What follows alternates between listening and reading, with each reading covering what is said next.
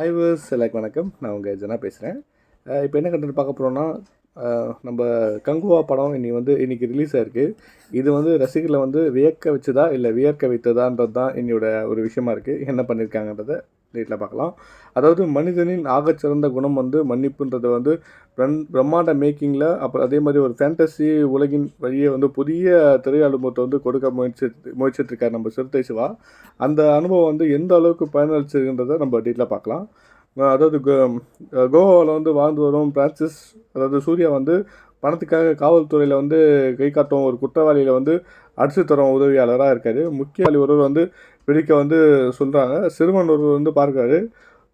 அதாவது இவர்களுக்குள்ளும் ஒரு முன்ஜென்ம பந்தம் ஒன்று இருப்பதை உணர்ந்த பிரான்சிஸ் அந்த சிறுவனை கொல்ல துடிக்கும் கூட்டத்திலேருந்து மீட்டு போராடுறாரு. அதான் அந்த படத்தோடைய ஒரு பேசிக் கண்டென்ட்டாக இருக்குது. அப்படி கட் செஞ்சால் 1070 பெருமாச்சந்த கிராமத்தில் வாழ்ந்த தனிக்குழுவின் வாழ்க்கை திரையில் அதை காட்டுறாங்க. உண்மையிலே அந்த சிறுவன் அவனுக்கும் பிரான்சிஸ்க்கும் என்ன பந்தம், 1070 பெருமாச்சி கிராமத்தில் அந்த இனக்குழத்துக்கும் கோவாவில் வாழும் இன்றைய பிரான்சிஸ்க்கும் என்ன தொடர்புன்றது ஒரு படத்தோட மீதி கதையாக நம்ம பார்க்க முடியுது.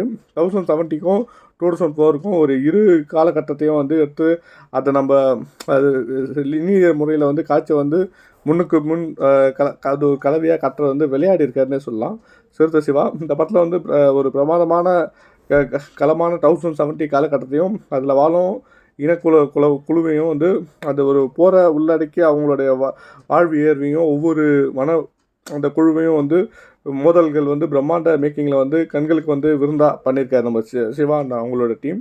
அதே மாதிரி 3Dயில் பார்க்கும் பார்வையாளர்களுக்கு போர்க்காலத்துக்குள்ளே இருக்கும் உணர்வு அது ரொம்ப நெருக்கமாக இருக்குது. அதாவது குறிப்பாக கடலில் நடக்கும் சண்டை காட்சிகள், அதை பாம்புகளை வச்சு எதிரிகளை தாக்கும் அந்த யுக்தி, பெண்களை மட்டுமே தனித்து நின்று போராடுறது, அந்த மேக்கிங் தொழில்நுட்பம், இந்த ரீதியான ஒரு எதிர்பார்ப்பு நல்லாவே பூர்த்தி செஞ்சுருக்குன்னு சொல்லலாம். அந்த இதில் கலை ஆதிக்கம், அந்த திகை அலங்கார குழுவினருக்கு ஒழிப்பு மிக பிரம்மாண்டமாக இருக்குது. ஆனால் மேற்கொண்ட தொழில்நுட்ப அம்சங்கள் நீண்ட நேரம் தாக்கு பிடிக்குமா அப்படின்றத நம்மளால் சொல்ல முடியல. அந்த பெருமாச்சி இனக்குழுவினருடைய சடங்குகள், வாழ்க்கை முறை இதெல்லாம் புரிந்து கொள்ள ஒரு நுட்பமான காட்சியை சூர்யாக்கும் அந்த சிறுவருக்கும் இடையிலான உறவின் நெருக்கத்தை மனமாற்றத்தையும் வெளிப்படுத்துகிற ஒரு விஷயம் எமோஷனல் காட்சியில் ரொம்ப நல்லாவே ஒர்க் அவுட் இருக்குது. மாண்டேஜ் போல் மாறி மாறி பயணிக்கும் திரைக்கதையில் எதுவும் ஒரு குறை இல்லாத ஒரு பின்தொடர முடியுது நல்லாயிருக்கு. ஆனால் சில டைமில் அது லேக் ஆகுது. அதே மாதிரி பாபி தியோஸோட வில்லத்தனம் பூஜ்யம் தான். முடிஞ்ச அளவுக்கு படத்தில் ஒரு அரை மணி நேரம் ரொம்ப கஷ்டமாக தான் இருக்குது. காரணம் சூர்யா, யோகி பாபு, திஷா பதானி இணைஞ்சி காதல் காமெடி இந்த பேரில் அது ஒரு ஒர்க் அவுட் ஆகலை. அந்த மாதிரி இருக்குது. அந்த பெரும் காட்சி சண்டை காட்சியில் மட்டுமே கவனம் செலுத்தியிருக்காங்க. அதை தாண்டி வேறு எதையும் நம்மளால் உணர முடியல.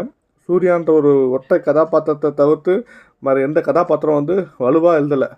அதே மாதிரி மொத்த படமும் ஒற்றை சார்ந்ததே நகருது. படத்தோட இறுதியில் சர்ப்ரைஸ்னு ஒரு ஆறுதலாக இருக்குது. பழங்குடியின போர் வீரனா தோற்றத்துலேயும் ஆக்ரோஷத்துலேயும் மிரட்ட சூர்யா உணர்வுபூர்வமான காட்சிக்கு தன்னுடைய நடிப்பால் உயிர் கொடுத்துருக்காரு.